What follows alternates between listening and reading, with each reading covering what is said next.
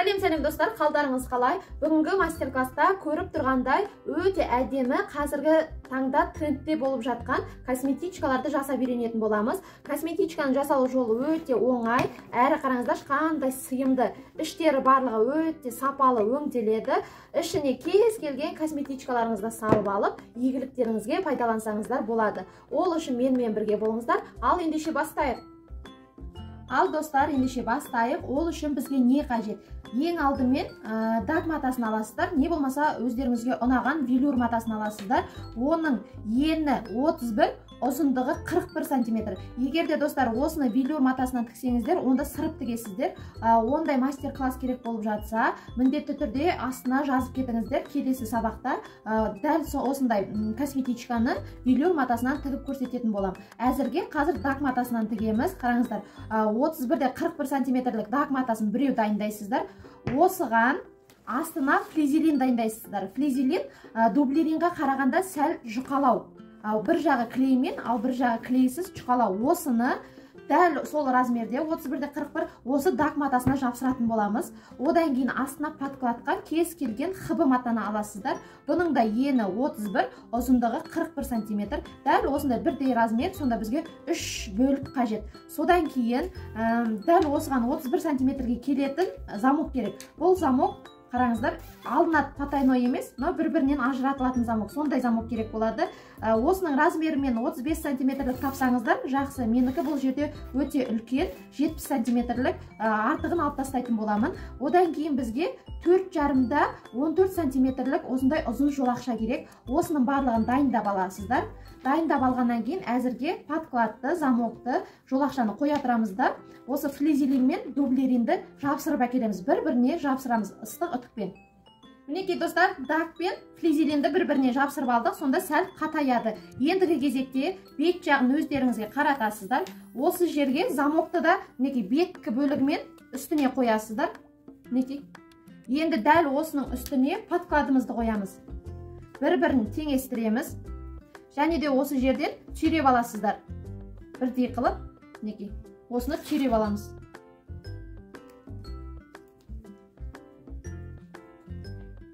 Тігілу жолы өте оңай, әрі әдемі шығады. Қазіргі жылдың тренд косметичкасы.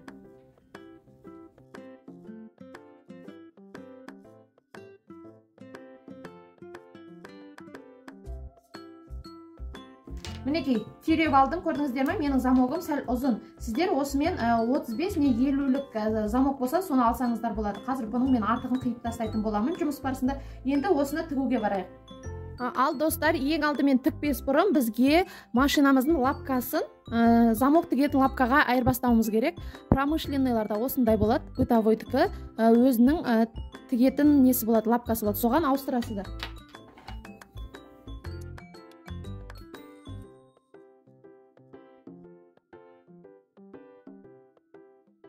Мінекей лапкамызды ауыстырдық. Ендігі кезекте мінекей басынан түйреп алған жерімізден замоктың шетімен ұзыннан тігіс жүргіземіз.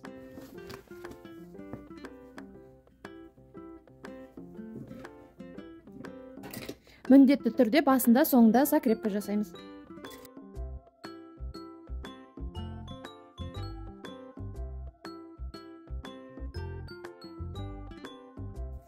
Мінекей бер жағынан тігіп алдық, енді осыны ашамыз. Қараңыздар.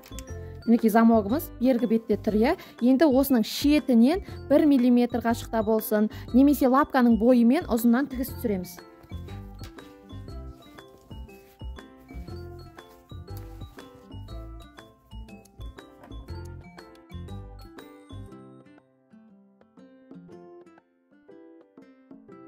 Мінекей достар, тігіс салдық. Ендігі кезекте осының екінші жағын тігеміз. Оны қалай тігеміз? Алдымен дакты үстіне қаратамыз. Мінекей сіздерге беткі жағы қарап тұр, және замоктың өзі қарап тұр. Осымен түзеулеп, осыған тігетін боламыз.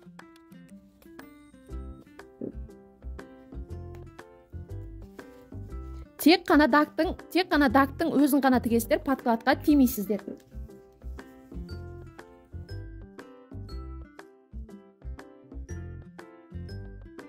Мінекей замокқа дакты тігіп алдық. Енді ар жағына қаратып, подкладты қалай тігеміз қараңыздар. Подкладты басынан бастап, сәл ортасына дейін тігесіздер. Айналдыруға орын қалдырасыздар, жақсы ма? Толықтай тігіп тастамайсыздар подкладты. Шамамен 8 сантиметрдей орын алып қаласыздар. Мінекей осы жерде белгілеп алсаңыздар болады. Дәл осы жерден мына жерге дейін тікпейміз, қалдырамыз. Бұл бізге айналдыруға қажет болады.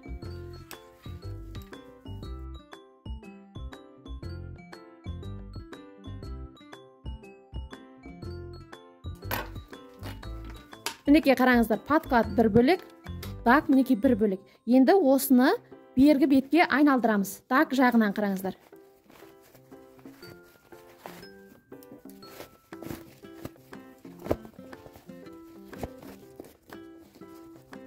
Мінекей айналдырып алдық. Енді дәл осы кезде біз замогымызды ашамыз. Толығымен ашып алып тастаймыз екіге. Осындай ашылмалы замоктар осыны тіккен кезде өте оңай. Егер потайной болса, онда олар бұлайына бөлініп ашылмайды. Ендігі кезекте жаңағы мінекей қалдырдық қой, сол жерге жеткізбей тігіс түсіреміз қазір. Ол үшін белгілеп аласыздар, қай жерден тікпей тастап кетеміз. Мінекей мына жерге қазір мен тігіс түсірмеймін, тек басынан осы инеге дейін, сосын және де осы жерден жалғастыратын болам. Жаңағыдай лапканың бойымен тігесіздер, немесе 1 мм-мен тігесіздер.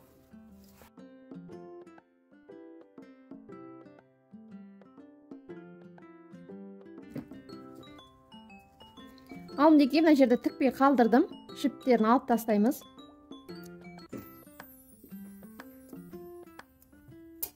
Енді қайтып замогын саламыз.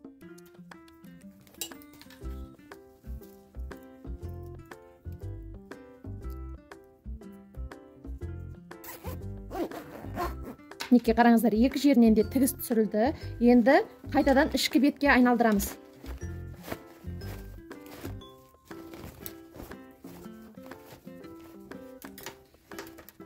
Ішкі бетке айналдырғанда, достар, қараңыздар, дак матасы бір жағында, подклады бір жағында қалу керек. Мінекей, көрдіңіздер ғой. Енді мына замогымызды ішке қарай кіргізіп қоямыз, ортасына дейін. Мінекей, ортасына дейін апарып қоясыздар. Ар жағы жабулы күйінде қалады, ал бер жағы мінекей ашылып тұрады.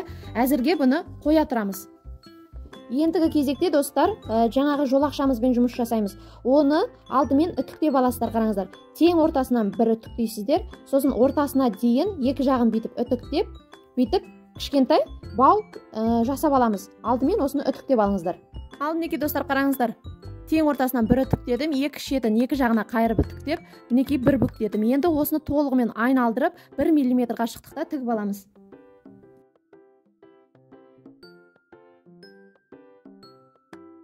Мінекей жолақшамызды тіктік. Енді тең ортасынан бүктеп қиып аламыз. 7 сантиметрден болды сонда. Енді жаңағы тігіп алған дагымызды аламыз. Бұны тең ортасын тауып аласыздар. Мінекей қараңыздар.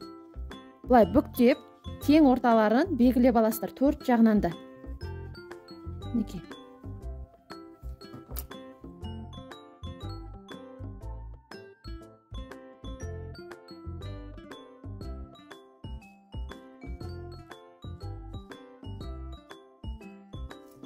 Мінекей төрт жағын белгілеп алдық. Ендігі кезекте бұлай теңестіретін боламыз.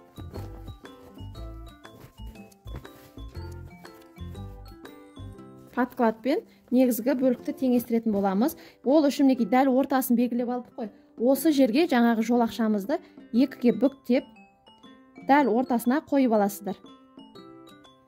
Сосын түйреп аламыз. Түйреп алдық. Енді осыны замоктың бойымен бірдей қыласыздар. Және де арт жағынан дәл ортасына, подкладтың ортасына келесіздер. Мінекей. Осыдан белгілеп аламыз, тағы да түйреп.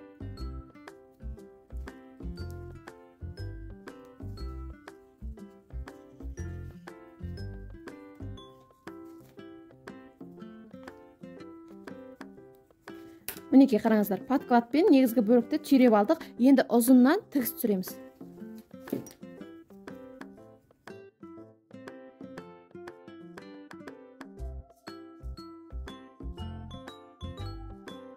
Мінекей ұзыннан тігіс жүргіздік. Ендігі кезекте артық замогымызды қиып алып тастаймыз.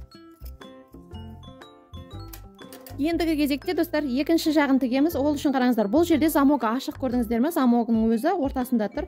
Біз әзірге осы екі жерін дүзеп, осы жерді жай ғана көктеп аламыз, замокты дүзеп отырып.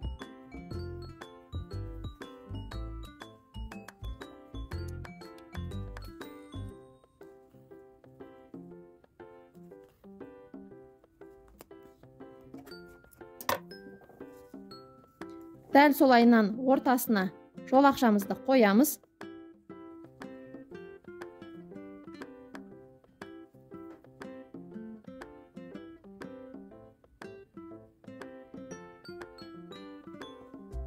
Түйреп аламыз. Мінекей жаңа көктеп алған жерге теңестіреміз. Және де арт жағынан подкладты теңестіреміз. Осының барлығын түйреп аламыз.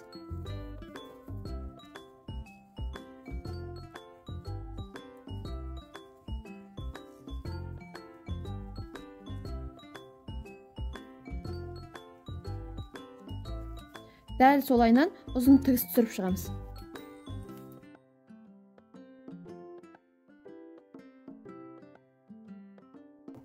Артық жерлерін алып тастаймыз.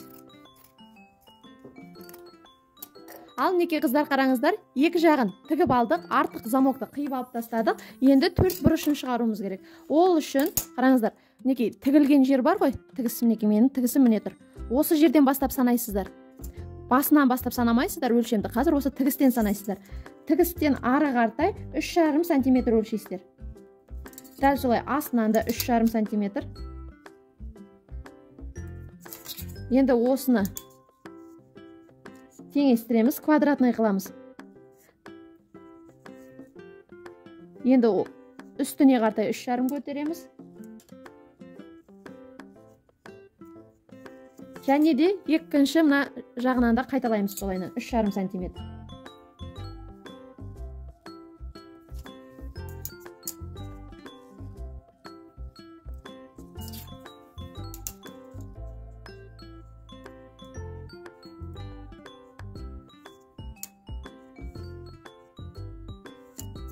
Енді көтерген жерлерімізді қырына қартай қосамыз.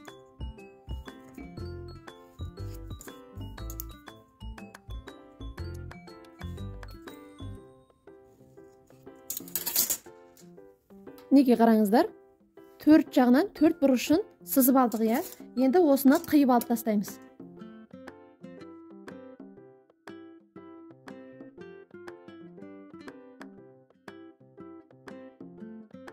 Ал мінекей төрт жағын кесіп алып тастадық. Енді қайтып осы жерде тағы бір рет тігіп өтеміз, себебі қиған жерімізден сөгіліп кетуі мүмкін.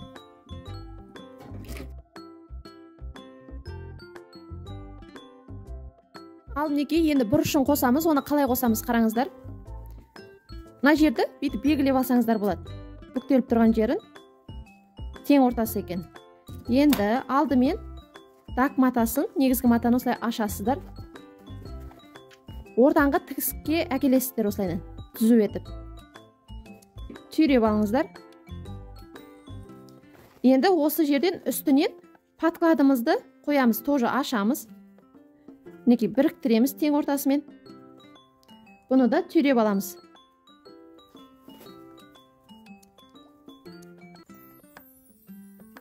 Енді осының үстімен тігіс жүргіземіз.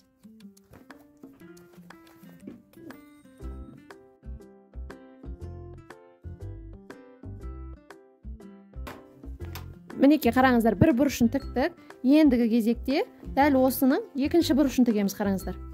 Тағы бір рет көрсетейін. Белгілеп аласыздар ортасын. Енді дакты ортаңғы тігіспен теңестіреміз. Белгілейміз, түйреп аламыз. Одан кейін подкладымызды да теңестіреміз.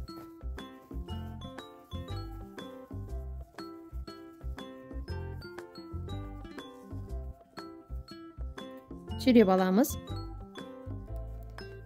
Енді осыны тігіп аламыз.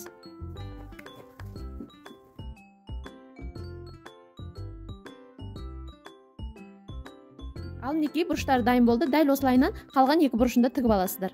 Ал мінекей достар, қараңыздар, 4 бұрышында тігіп алдық. Енді біз бағанағы қалдырған тігісімізді тауып алып, осы жерден айналдырамыз.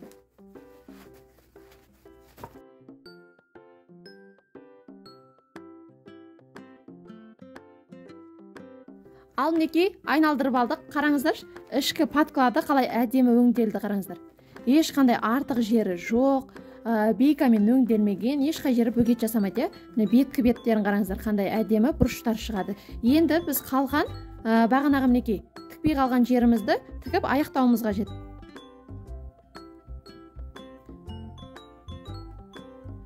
Осының бойымен қайтып тігіс түсіретін боламыз.